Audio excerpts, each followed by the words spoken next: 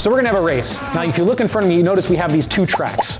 Now, what I want you to guess is which one of these steel beads is gonna win the race and hit the end of this first. So make a guess. All right, so talk to your friends, make sure that you understand which one you think is gonna win and see who wins the bet. All right, I'm gonna go ahead and let them go in 3, 2, 1. All right, so you saw the one in front hit first.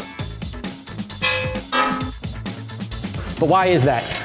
You'll notice that this front track has an extra little dip.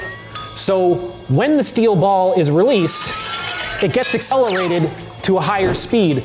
So it ends up traveling a longer distance, but in a shorter amount of time, because it travels at a higher speed for a longer period of time. So sometimes the fastest path down the mountain is not actually the shortest path.